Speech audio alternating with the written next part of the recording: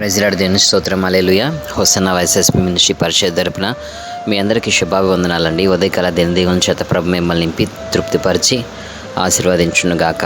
ఆమేన్. ఉదయకాలమైన దేవుని వాక్యాన్ని ధ్యానం చేద్దామండి.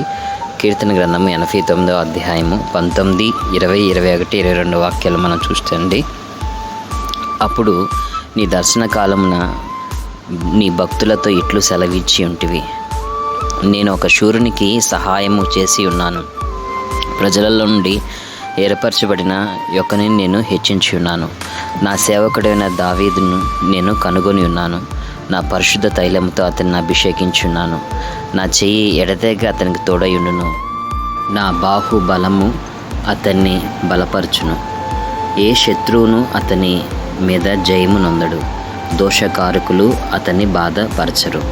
ఈ ఉదయకాలం వల్ల ఈ వాక్యాన్ని ప్రభు మీ జీవితంలో స్థిరపరచునుగాక. ఆమేన్. ఇక్కడ నేను ప్రజల నుంచి దావీదుని ఏర్పరచుకున్నాను, దావీదు ఒక శూరుడు, అతనికి నేను సహాయం చేస్తానని దేవుడు మరి తెల్లగా మాట్లాడుతున్నాడు. నా దేవుని సహాయం నాకు కలిగితే బాగుండని అనుకుంటూ ఉంటారు. అయితే దేవుడు ఎవరికి సహాయం చేస్తారు అంటే కష్టపడేవారికి, పరిస్థితులతో పోరాడాలని ఆలోచన కలిగి నడిచేవారికి. అంతేగాని పరిస్థితులు చూచి కుమిలిపోయి కృంగిపోయి వేదన చెందే ఆ యొక్క సౌలు లాంటి వారు కాదు. ఈ రోజున కష్టాలు చూచి, బాధలు చూచి, ఇబ్బందులు చూచి, చేతి పని లేమిని బట్టి ఎంతోమంది బాధపడుతున్నారు, భయపడుతున్నారు, రేపటి రోజు ఏంటా అనేసి దిగులు చెందుతున్నారు. దేవుడి ఉదయకాలంలో మీతో మాట్లాడుతున్న మాట ఏంటంటే, నేను దావీదుని ఏర్పరచుకున్నట్లుగానే లోకంలో నుంచి మిమ్మల్ని ఏర్పరచుకున్నా. దావీదుకి నా చెయ్యి తోడుగా ఉన్నట్లుగానే నేను మీకు నా చెయ్యిని తోడుగా ఉంచుతానని వాగ్దానం చేస్తున్న దేవుడు.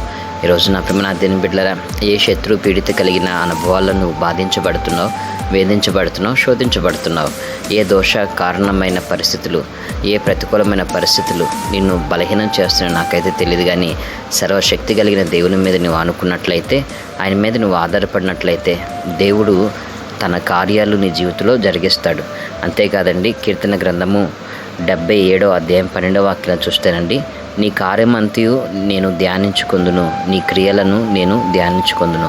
దేవుడు మన జీవితంలో చేసిన కార్యాలు మనము ధ్యానం చేస్తూ జ్ఞాపకం చేసుకోవాలి.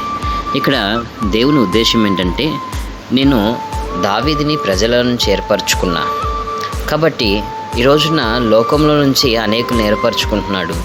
నా సేవకుడైన దావీదు అంటే దావీదు ఆయన సేవిస్తున్నాడు, లోకానికి కాదు. అందుకనే దానియేలు కాడు కూడా ఒక మాట మనం వింటామండి.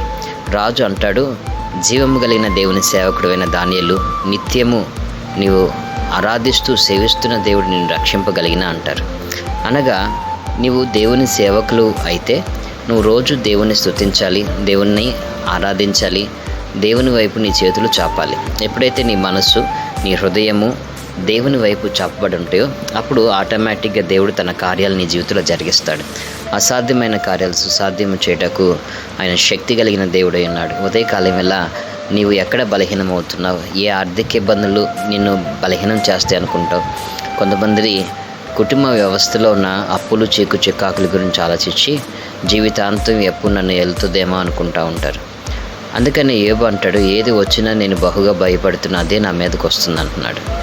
అలాగా ఈ అప్పులు ఊబిలో నేను పడిపోయి ఉన్నాను, నా జీవితాంతం కూడా నేను బయటికి రాలేను అనుకుంటూ కుమిలిపోతూ ఉంటారండి. అయితే దేవుని ఆలోచన ఏంటంటే, నీవు నేను ఏర్పరచుకున్న బిడ్డవి కాబట్టి లోకం నీకు సహాయంగా ఉన్నా లేకపోయినా నేను నీకు సహాయంగా ఉంటానంటున్నాడు. అందుకనే దావీదు గొలియాతుని ఎదిరించుటకు విశ్వాసంతో నిలబడ్డాడు, జయం పొందాడు.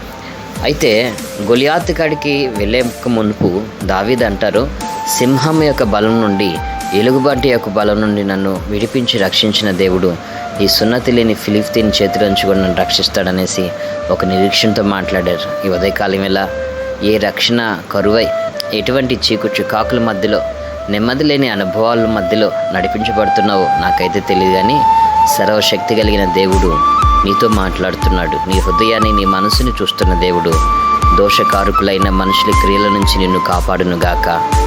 ఏ శత్రువు నీ మీద పగ తీర్చుకొనకుండా, ఏ శత్రువు నీ మీద తంత్రాలు కల్పించుకోకుండా పరిశుద్ధాత్ముడు దావీదుని కాపాడినట్ల మిమ్మల్ని కూడా కాపాడునుగాక. అయితే దేవుడు మిమ్మల్ని కాపాడు రీతిగా మీ కొరకు చిన్న ప్రార్థన అండి. కృపా సత్య సంపుడకు దేవ మీకు స్తుతి స్తోత్రం చెల్లిస్తున్నాం. విడివాక దావీదుకి నీ హస్తము తోడుగా ఉంచినట్లుగా ఉదయకాలం వేళ ఈ ప్రార్థనలు ఏకీపిస్తున్న నీ బిడ్డలైన వారికి కూడా విడివాక నీ హస్తం తోడుగా ఉంచి అన్ని విషయాల్లో నీ బిడ్డలైన వారిని ఆశీర్వదించు, దీవించు, కృపాక్షేమంతో నింపమని, నీ నామపేట ఏమైతే ప్రార్థిస్తున్నారో సకల విధమైన కార్యం జరిగించమని దావీదుకి వాగ్దానం చేసినట్లుగా ఏ శత్రువును నీ మీద జయం పొందరు అన్నట్లుగా అయ్యా ఈ వాక్యం విని ఈ ప్రార్థనలు ఏకీపిస్తున్న నీ బిడ్డలకు కూడా అయ్యా ఇటువంటి అపవాది యొక్క శక్తుల ద్వారా పీడించబడుతూ శోధించబడుతూ నెమ్మది లేని అనుభవాల్లో నీ బిడ్డలు నడిపించబడుతున్నారు జ్ఞాపకం చేసుకో.